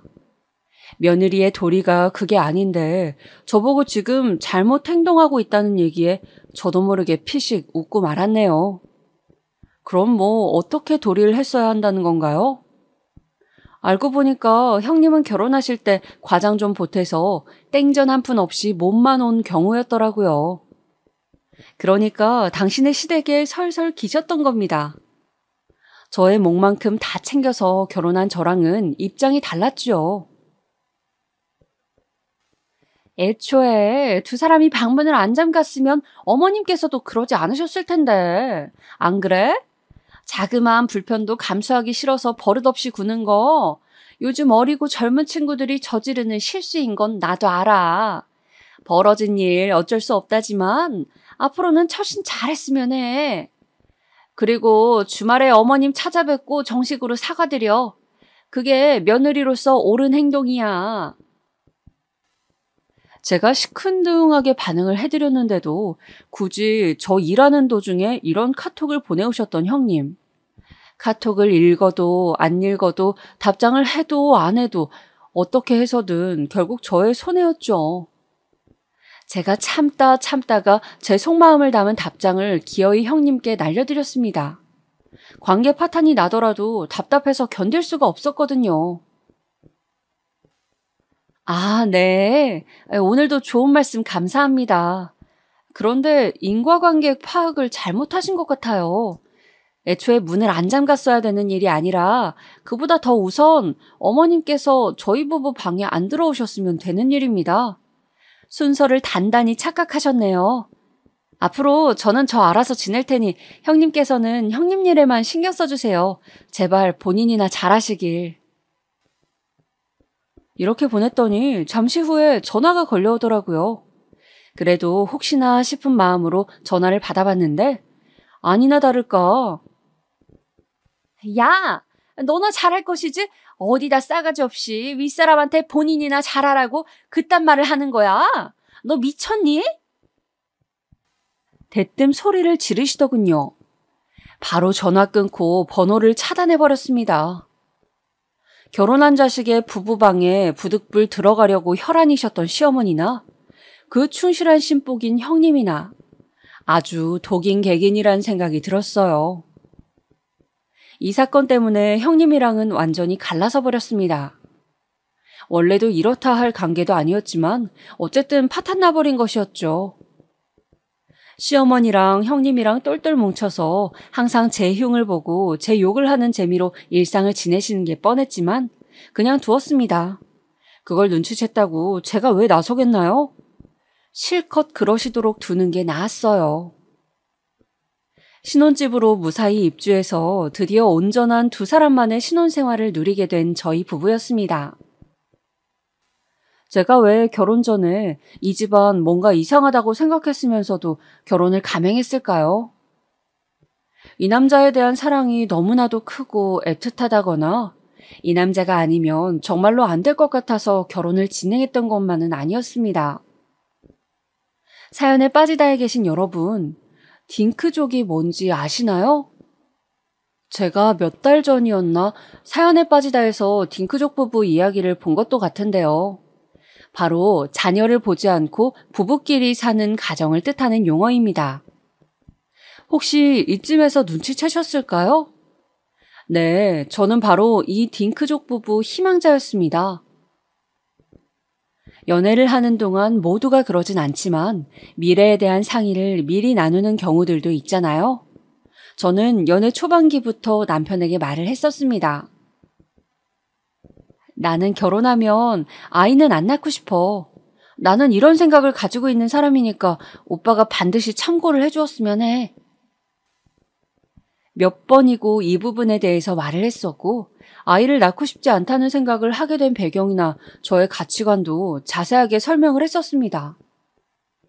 정말 이렇다 해도 괜찮은 것인지 그럼에도 저랑 결혼을 하고 싶은 것인지 남편에게 확인도 받았었고요.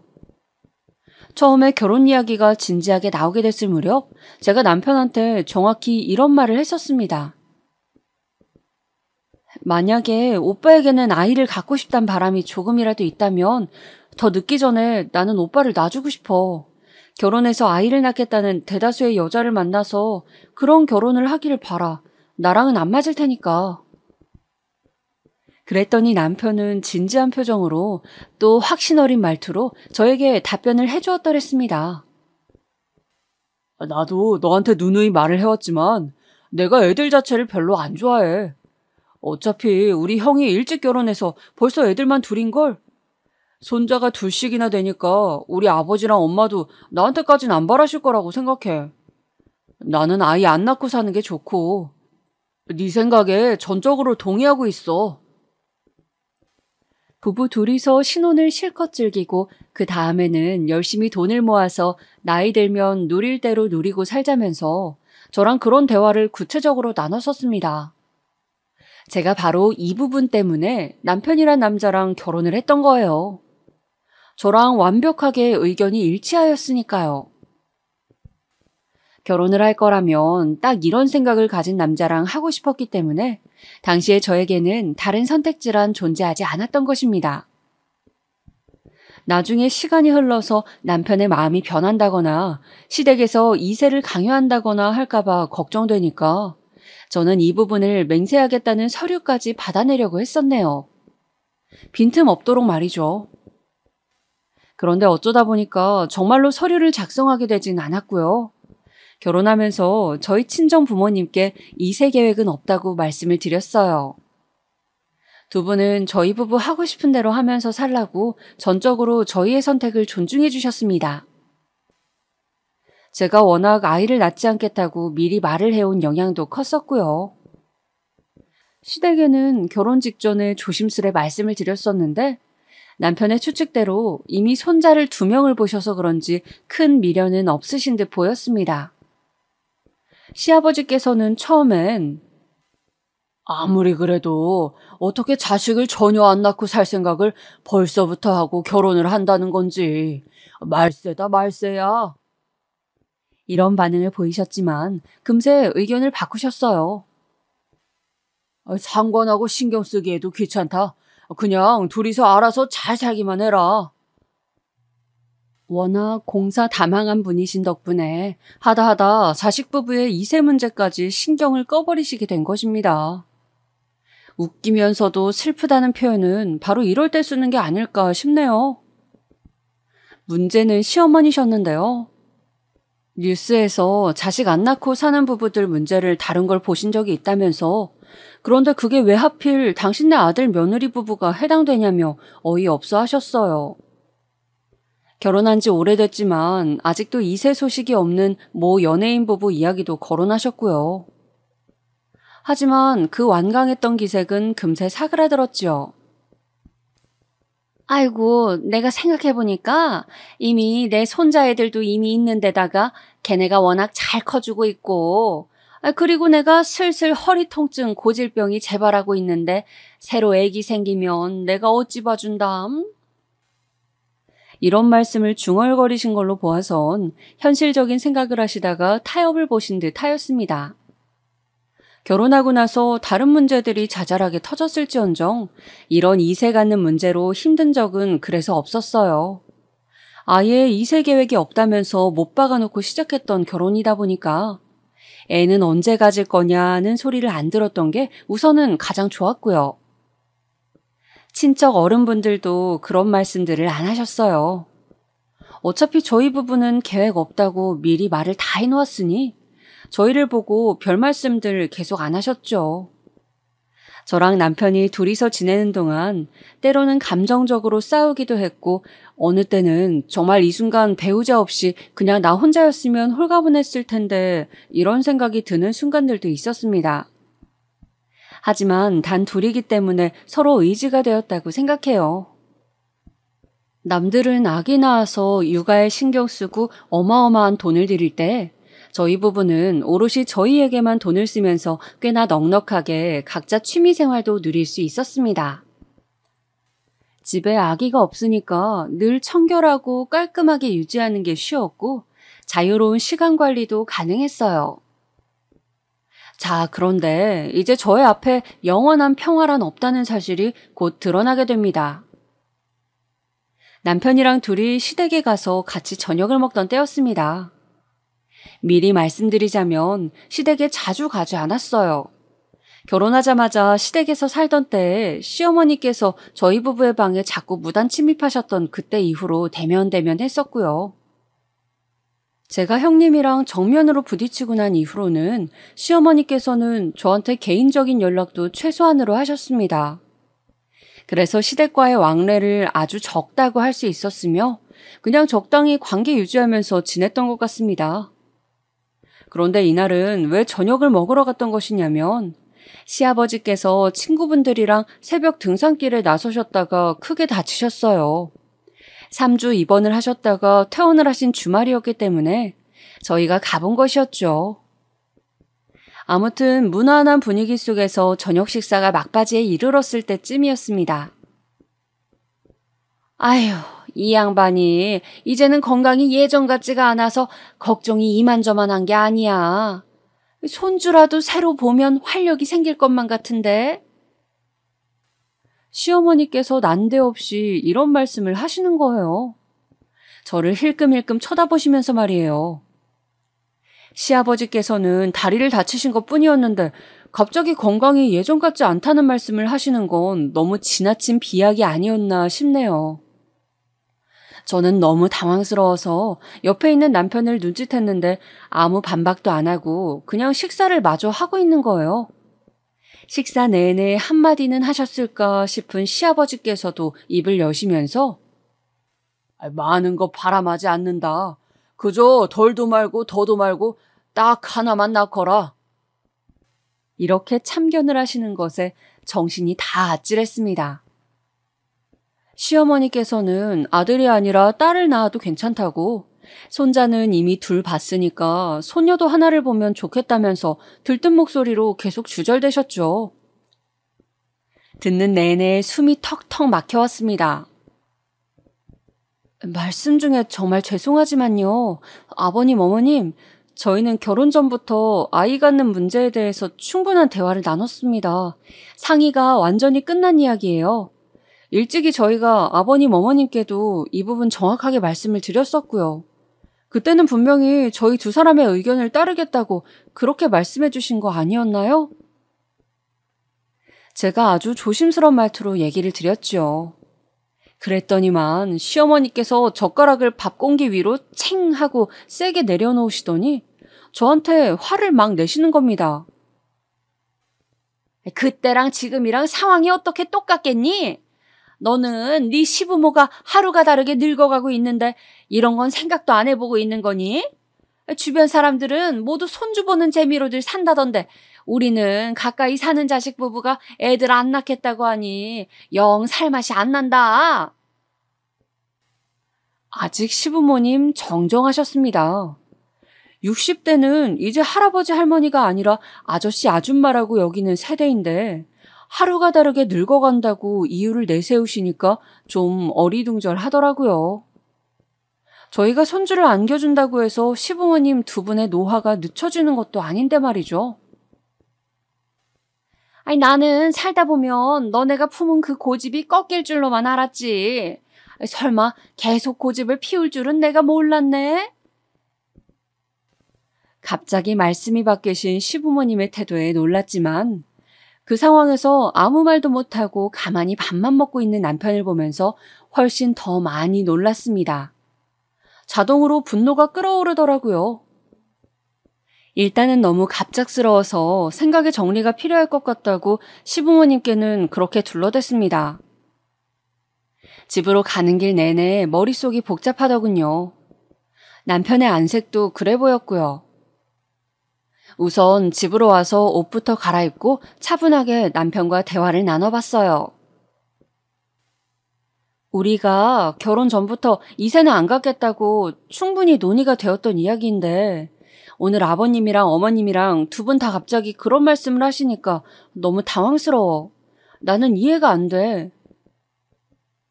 손주가 새로 보고 싶으실 수도 있지.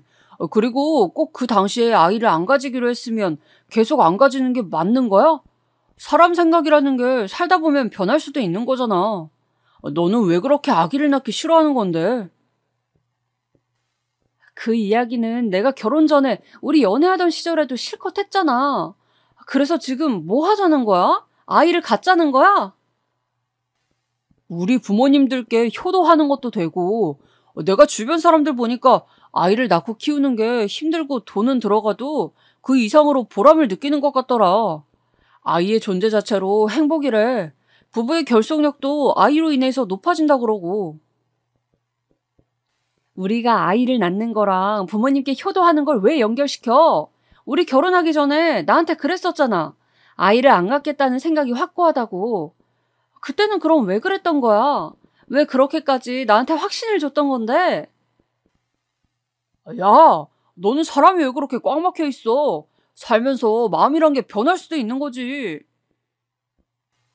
남편의 얘기를 듣는 순간 저는 뒤통수를 한 대 맞은 듯한 기분이 들었습니다. 저는 결혼 전의 마음과 결심을 굳건히 지킨 것밖엔 없었는데 변심한 사람들 앞에서 죄인이 되어 있었습니다. 진짜 허망하더라고요. 결론적으로 남편은 아이를 갖고 싶다는 얘기였고 저는 그 의견에 따르고 싶은 생각이 없었죠. 평탄했던 부부의 관계는 그것을 기점으로 금이 가기 시작했어요. 남편은 저에게 틱틱거리면서 말을 퉁명스럽게 해댔죠. 처음에는 제가 받아주고 이해해 주었으나 며칠이 지나도록 계속 그러니까 저도 슬슬 인내심의 한계가 왔고 열이 받은 것이죠. 나이 먹고 왜 이렇게 유치해? 7살짜리 어린애도 오빠보단 성숙하게 행동할 것 같아. 우리가 소꿉놀이 장난하는 것도 아니고 엄연히 부부인데 그렇게 자꾸 감정적으로만 행동하고 애처럼 굴면 어쩌자는 건데? 너 지금 나보고 유치하다고 그랬냐? 너는 뭐가 그렇게 잘났길래 따박따박 훈수질이야? 어느 날 저녁 저희 부부는 서로에게 날을 세우게 되었고 이 말다툼은 심화가 되었어요. 남편이 욱해서는 저에게 삿대질을 하며 이렇게 외쳤습니다. 너 불임이지? 임신 출산을 하기 싫은 게 아니라 임신 출산이 안 되는 몸이지? 그래서 여태까지 이렇게 군 거지. 와, 머리가 진짜 띵하더라고요. 불임이요? 살면서 그런 것을 저에게 적용시켜 본 적이 없었어요. 그러니 저에게는 해당 사항이 없는 이야기였습니다. 제가 너무 어이가 없어서 그냥 대꾸도 안 하고 피식 웃기만 하니까 남편은 자기가 대단한 사실을 캐냈다고 착각을 해버렸죠. 저에게 정말로 몸에 문제가 있는 것 같다는 엉뚱한 확신에 차버린 거예요. 병원에 가서 검사를 받아보래요. 그리고 결과지를 저랑 둘이서 같이 보자는 겁니다. 화가 난 제가 맞받아 쳤습니다. 그래, 검사 받아볼게. 나 받을 때 오빠도 같이 받아. 그래야 공평한 거 아니야? 너 생각하는 거 진짜 웃기는구나. 여자 몸에 이상이 있을 확률이 높지 무슨 남자 몸에 문제가 있을까 봐 나보고 검사를 받으라는 거야? 왜? 자신 없어? 나한테 불임 아니냐면서 몰아가는 것도 사실은 오빠가 문제 있어서 괜히 그러는 거 아니야? 미쳤냐? 나한테 그런 모욕적인 말을 해? 야, 바로 가. 시간 끌 것 없이 당장 내일 검사 받으러 가보자고. 난 찔리는 거 하나도 없으니까. 다혈질이 올라와서 둘 다 홧김에 서로에게 말을 쏘아버렸던 그날. 그때의 발언이 엄청난 결과를 불러올 줄은 정말 상상도 못한 바였습니다. 모든 게 이렇게 되려고 그때 그런 상황으로 흘러갔던 것이었으려나요? 당장 다음 날 가보려고 했지만 둘 다 직장 다니는 입장이라 시간을 바로 뺄 수가 없었고 그래서 이틀 뒤에 병원에 행차하였습니다. 둘 다 서로에게 사과하지 않겠다는 기세로 아주 독이 오른 채로 병원에 가서 검사를 받았습니다. 받아든 검사의 결과는 아주 놀라웠습니다. 우선 저는 아무런 이상이 없었습니다. 제 나이에 정확히 해당하는 평균치를 보유하고 있었고요. 하지만 남편 쪽이 결과가 대단했죠.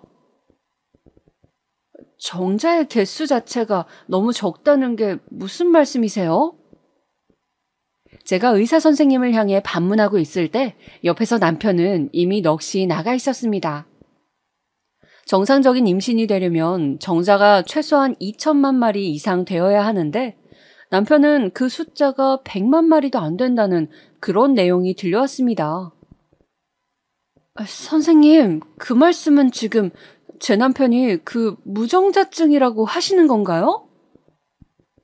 저의 질문에 남편은 간절한 표정이 되었지만 이미 결론은 나와 있었던 것을 간절한 마음으로 바꿀 수 있을 리가 없었죠. 의사 선생님께서는 곧 맞다고 답변을 주셨어요. 지금 상태로는 저희 부부의 임신이 힘들 거라고도 알려주셨습니다. 병원을 나서던 길에 남편은 스르륵 주저앉았어요. 주차장까지 가지도 못하고 완전히 얼이 빠져있더군요. 생각지도 못한 결과를 받아들어서 놀라고 당혹스러운 건 저 역시도 마찬가지였습니다. 임신을 안 하겠다는 거랑 임신을 못 한다는 거랑은 완전히 다른 얘기였으니까요.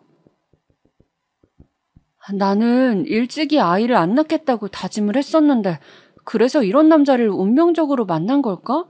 어떻게 무정자증일 수가 있지? 도저히 믿기 힘든 현실 속에서 저는 혼란스러웠어요. 하지만 당사자만큼은 아니었겠죠. 원래 큰 소리를 쳤던 남편은 자신이 무정자증인 것을 알게 되자 그 입을 닫게 되었습니다. 참나, 저에게 먼저 불임이냐는 헛소리만 안 했어도 이 사실을 몰랐을 텐데 기묘한 상황이었죠. 일단 그날은 서로가 별 얘기를 더 나누지 않았어요. 그리고 다음 날이 됐을 때 남편이 조금 진정된 얼굴로 저에게 먼저 대화를 요청해 왔습니다. 아무한테도 알리지 말아줘. 특히 우리 부모님. 두 분한테는 절대로 안 돼.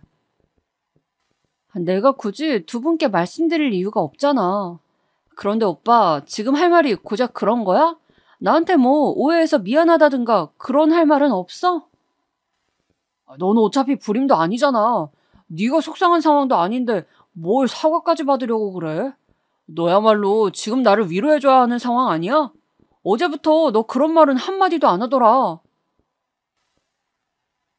이러면 안 되는데 정말 남편한테 정이 뚝 떨어지는 걸 느꼈습니다.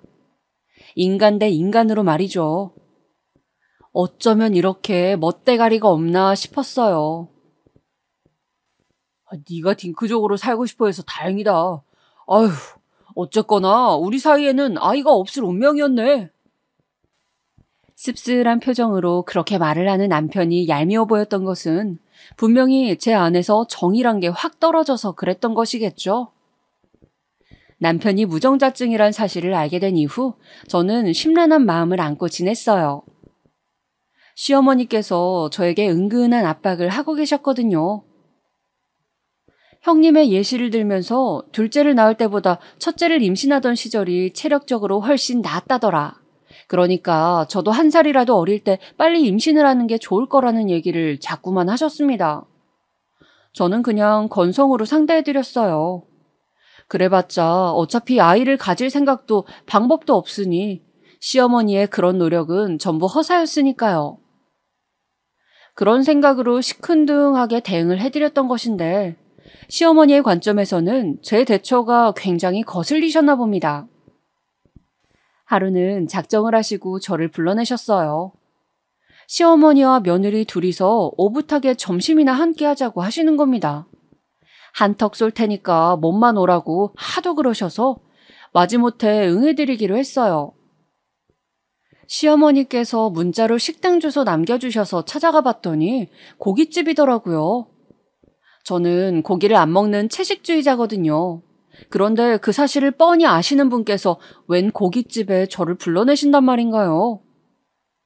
들어가기 전부터 기분이 상했는데 그래도 식당 안에 들어가자마자 커다랗게 채소 셀프 코너가 마련되어 있는 게 보여서 안심을 했습니다. 시어머니께서는 먼저 도착하셔서 자리에 계셨고요. 어머님, 웬 고깃집에 저를 부르셨어요? 오늘따라 고기가 잡수시고 싶으셨나 봐요. 나도 좀 먹고 그리고 너도 좀 먹였으면 해서 이리로 불렀지. 여기 생고기가 얼마나 잘 나오는 줄 아니? 너도 여기 걸로 먹어보면 앞으로 고기 안 먹겠다는 생각은 싹 사라질 거다. 그 말씀 듣자마자 솔직한 심정으로는 자리를 박차면서 일어나고 싶었으나 그때 바로 주문한 고기가 서빙이 되었어요. 제가 식당에 들어서기 전에 시어머니께서 미리 주문해 두신 것이었죠. 저는 그냥 채소나 실컷 먹겠다고 말씀드렸습니다. 그리고는 채소 셀프 코너에 가서 종류별로 채소를 많이 가져왔어요. 자리로 와서는 제가 고기를 구웠고요. 어머님, 제가 고기 굽고 자를 테니까 어머님께서는 그냥 드시기만 하셔도 돼요. 고기 안 즐기는 애랑 오니까 이런 장점은 또 있네. 너는 그냥 몇 점 맛만 봐라.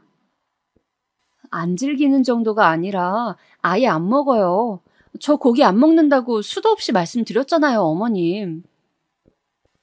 예, 네가 그냥 편식도 아니고 고기를 안 먹으니까 애가 안 들어서는 것 아니겠니? 솔직히 말해서 영양이 전혀 없지는 않겠지. 고기를 뒤집던 제가 그 발언 앞에서 멈칫하고 말았습니다. 애를 안 갖겠다고 진작에 말씀을 드려놨던 바였는데 애가 안 들어선다는 말씀은 전혀 상황에 들어맞지 않는 표현이었어요. 이쯤 되면 상대할 가치도 없는 것 같아서 저는 그냥 구운 고기를 시어머니 앞으로 밀어드렸고 조용히 쌈채소랑 밥을 싸먹었습니다. 그렇게 잘 먹고 있었는데 갑자기 시어머니께서 직접 쌈을 싸시더니 저한테 팔을 쫙 뻗으시면서 내가 맛있게 깻잎이랑 상추랑 쑥갓 넣어서 한 쌈을 쌌다. 자, 얼른 먹어봐라. 저한테 입을 벌리라고 하시는 거예요. 저는 제가 먹을 거 한창 싸던 중이었는데 당황스러워서 눈만 크게 뜨고 있으니까 시어머니께서 아예 몸을 일으키시더니 그 쌈을 제 입안에다가 쑤셔 넣으셨습니다. 그건 그냥 넣으신 게 아니라 쑤셔 넣으신 수준이었어요. 그냥 먹으라면 먹을 것이지 뭘 멀뚱히 있어.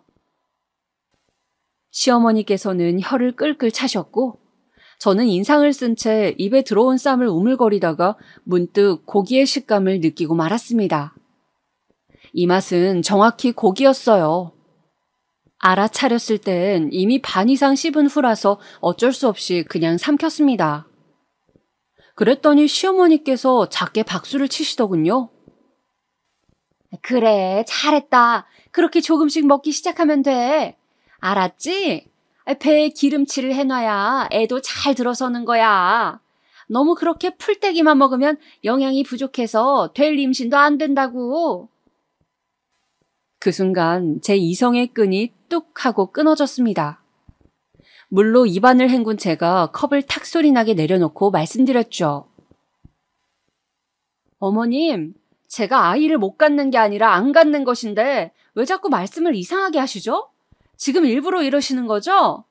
그런데 아무리 그러셔봤자 소용없어요. 헛수고하시는 거라고요. 얘 봐라. 눈 땡그랗게 뜨고 자기 시어머니한테 말을 따박따박. 어쩌다가 우리 귀한 아들이 이딴 심보를 지닌 여자를 만나서 고생을 하는 거야. 너 같은 애한테서 내 손주를 얻지 않는 게 그래 어쩌면 더 나을 수도 있겠다. 그렇게 태어난 손주가 내 아들이 아닌 너를 닮을까 봐 겁이 나니깐. 그런 쓸데없는 가정은 하실 필요가 없어요. 일어나지도 않을 일이거든요. 당신의 아들 어차피 자식 못 가져요. 혹시 들어보셨나요? 무정자증.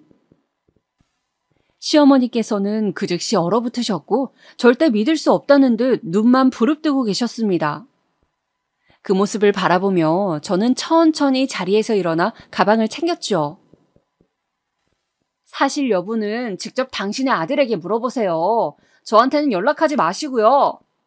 나는 이제 당신 며느리 아닙니다. 이혼할 작정이거든요. 계산하실 거죠? 저는 먼저 가볼게요. 식사 마저 하세요. 이건 말도 안 돼. 이럴 수는 없는 거야. 현실을 부정하며 진저리를 치는 시어머니를 두고 저는 식당을 빠져나왔습니다. 홀가분했고 그냥 덤덤했어요.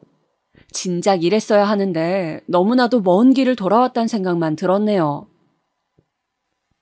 네가 뭔데 우리 엄마한테 내가 무정자증인 걸 까발린 거야. 너 죽고 싶어? 길길이 날뛰는 남편을 보면서 이혼 결심은 더욱 확고해졌죠. 더 이상 이 남자의 배우자로 있고 싶진 않았어요. 예상보다 더 지저분한 진흙탕 싸움을 거친 후에야 이혼이 성립되었는데 겪고 나서야 깨닫고 배우는 저의 미련함에 새삼 반성이 들었답니다.